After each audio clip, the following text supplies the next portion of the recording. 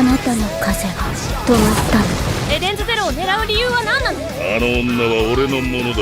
いつか必ずお前を倒す。お前の冒険はここまでだ。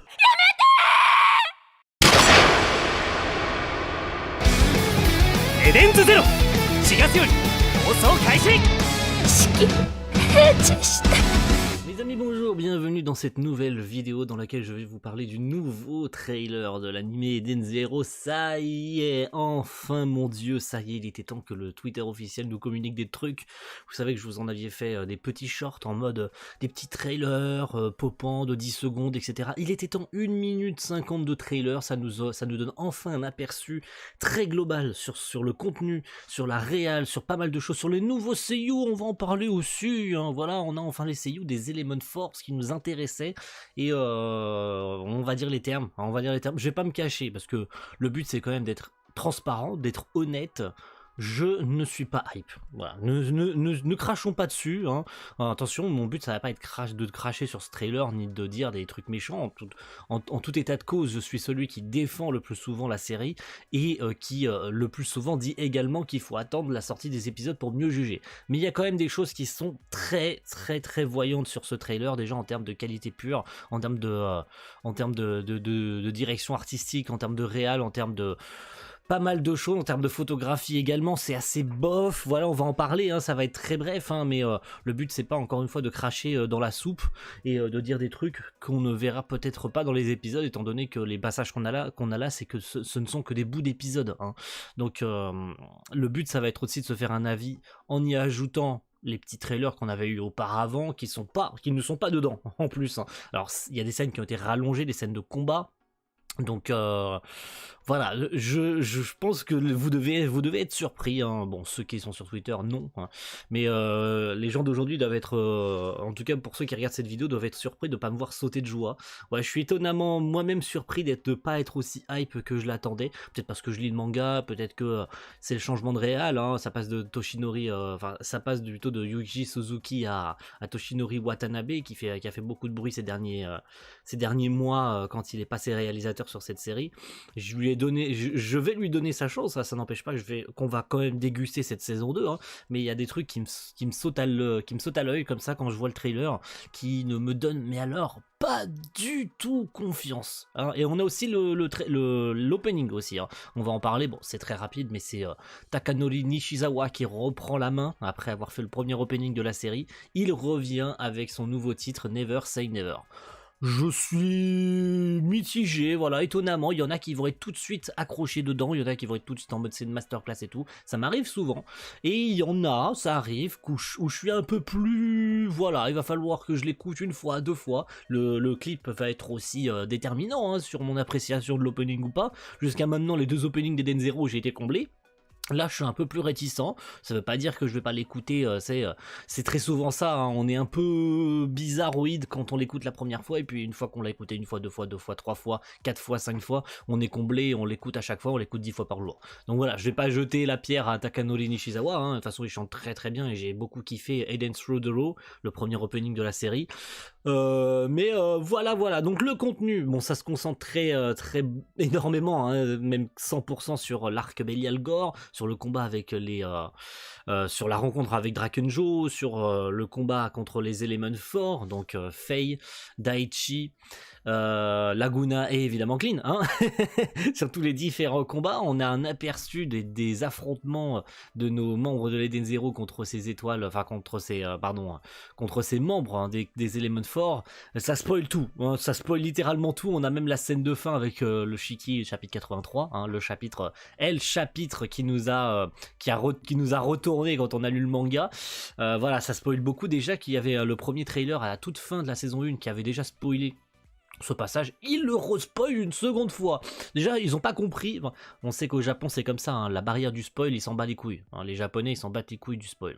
Donc, voilà, ils mettent des contenus de fous furieux dans les trailers sans prendre en compte les animés only, hein. Ils s'en battent les couilles. Donc là, on a vraiment tout le spoiler de tous les combats, tout ce qui va se passer. On sait que Shiki va se prendre une balle dans la tête de Drakenjo. Voilà, il n'y a pas à cacher, c'est dans le trailer. Donc, l'ambiance, très honnêtement, la DA, je trouve ça encore trop, mais alors vraiment trop lumineux.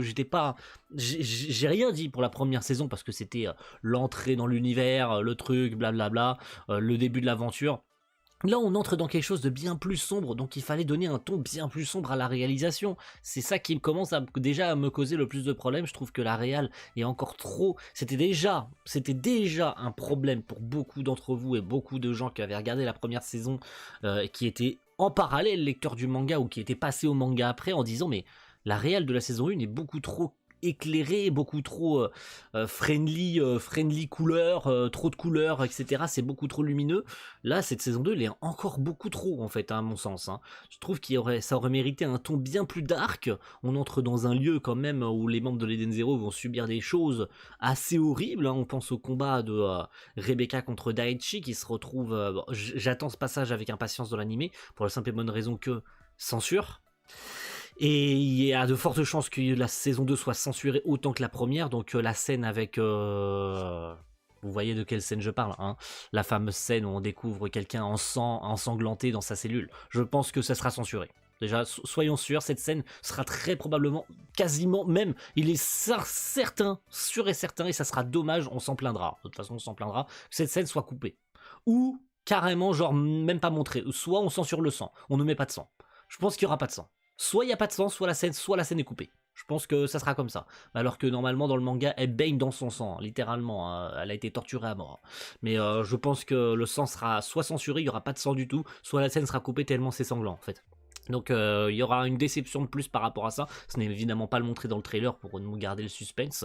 Mais ouais, j'en attendais un peu plus de la réalisation et c'est un point qui commence déjà très mal pour cette saison 2. C'est le ton un peu trop joyeux, un peu trop coloré à mon sens de cette saison 2. Et les couleurs choisies également. Je m'attendais pas à la couleur choisie pour les Element 4 et c'est une parfaite transition pour commencer à parler des seiyuu des Element 4 hein, puisqu'on les a. J'en parlais très brièvement de quelques rôles, vous aurez des liens dans la description pour trouver les liens My Anime List pour les rôles qu'ils ont fait. Daichi, sa peau est bleue. Franchement, je m'attendais pas du tout à un truc pareil. Je suis extrêmement surpris que sa couleur de peau soit bleue, alors qu'on attendait une couleur un peu bois, vous voyez, une couleur un peu beige, un beige s'approchant du vert, parce que son Nether Gear c'est quand même celui du bois. Hein, il infile du bois. Enfin, il le fait d'ailleurs quand il essaye de torturer Rebecca, hein, avec sa fameuse pièce des 60 jours. Hein, on la connaît, on s'en rappelle. Hein, et ouais, je suis surpris, on a ce fameux plan de lui qui a un sourire un peu démoniaque et son Nether Gear qui monte, hein, donc on a les effets Nether Gear sur son visage. C'est stylé, mais voilà, c'est sans plus. Hein. Pour les seiyuu, nous avons pour Laguna, et c'est une grande surprise, sincèrement j'attendais pas un seiyuu comme ça, Yashiro Taku, qui nous a fait pas mal de rôles où il gueule très souvent, alors que Laguna est quand même quelqu'un d'assez posé. Alors, Laguna est quelqu'un de posé, qui gueule pas souvent, alors que les rôles qu'il a fait précédemment, Yashiro Taku, je pense notamment à Allen Formel de Danmachi, Ifrit dans Slime Dataken, il joue Ishkan dans Sword Art Online Alicization, un mec qui pareil, hein, est le chef d'une bande, mais il lui arrive très souvent d'avoir un ton un peu bonhomme, un peu homme quoi, donc ouais c'est surprenant. Clean, qui va être joué par Okubo Rumi, qui a l'air sympa, voilà, ça colle bien au personnage, le timbre colle parfaitement, j'ai rien de spécial à dire. Elle a fait Soka notamment de Slime Dataken, elle joue dans pas mal de séries, elle joue dans Fruit Basket, elle joue dans certains Pretty Cure également, dans Maggie, elle joue Pisty dans Maggie, etc., des rôles sympathiques, voilà, je l'ai dit, hein, ça colle parfaitement au timbre de voix qu'on attendait pour Clean, et surtout d'avoir enfin une voix sur ses persos, déjà de les voir bouger, parler, ça me suffit amplement. Hein. Faye, Masuda Toshiki. Faye, alors le sniper de feu sera joué par le seiyuu Deijiro Kirishima de My Hero Academia. Voilà, déjà ça vous donne une idée à peu près du timbre. Chikara Enoshita de IQ, Kurusu de Cabaneri of the Iron Fortress, hein, pour ceux dont la série parle. Voilà, j'ai pas la ref, mais voilà, c'est sympa, c'est un timbre un peu bestial dont on attendait de la part de Faye, hein, qui dans le trailer tire sur Shiki, à l'affrontement également face à dont on attend dont on attend le combat également contre notre étoile brillante, El Famoso, ma préférée, hein. Évidemment, vous la connaissez. Mais voilà, sans plus, hein, rien de plus à dire sur ce rôle-là. Je vous laisse vous faire votre avis. Voilà, il joue Kotaro également de Ayama Kotaro de Kuroko Basket. Voilà, faites-vous un avis très global. Et pour finir, Daichi Imamuroka, c'est un peu compliqué à dire, Atsushi, qui était le seiyuu de Cobra sur Fairy Tail. C'est une grosse surprise de le voir sur un rôle aussi insignifiant, hein, parce que Daichi c'est un peu l'élément fort le moins apprécié. Je crois que Daichi est le moins apprécié des éléments forts, d'avoir un seiyuu aussi important qui a joué un rôle ultra intéressant sur Fairy Tail, et de le voir sur un rôle aussi insignifiant, ça fait rire. Voilà très globalement ce que je pense de ce nouveau trailer d'Eden Zero. Des choses bien, des choses moins bien, notamment je pense à une scène, j'ai joué mon aigri sur Twitter, j'attendais les réactions, notamment El Famoso scène des étoiles brillantes qui entrent enfin en jeu, hein, les 4 étoiles brillantes alignées avec leur Battle Dress, on attendait cette scène, où elles sont recouvertes dans l'animé d'une aura. Chacune sont recouvertes d'une aura de leur couleur. Je ne comprends pas pourquoi les avoir recouvertes d'une aura. Je vais faire mon giga aigri, je l'ai déjà fait en voyant le trailer, je le referai lorsque je verrai l'épisode. Je ne comprends pas, même si ça dure une demi-seconde. Le plan doit durer une demi-seconde. Pourquoi avoir mis des auras sur les personnages? À quoi ça sert? Franchement, je ne sais pas, je ne comprends pas. J'espère que c'est la seule scène qui aura des auras. Alors, il y a les scènes d'Etergear où il y aura des auras, mais voilà, on va pas chercher bien loin, je pense notamment au tir de Faye sur Shiki où la balle semble avoir une aura d'éther. Voilà, on a le combat de Arsenal contre Laguna qui a l'air d'être animé par notre cher. Bon, sincèrement, je pense que c'est lui, hein, c'est Kenichiro Aoki, hein, il n'y a pas de doute là-dessus. Hein. Je pense que c'est Aoki, vu la gueule absolument magnifique de notre cher Wise. Et vu les traits également de Smears, hein, c'est très fortement notre cher Aoki qui a animé dessus, hein, j'en ai absolument aucun doute.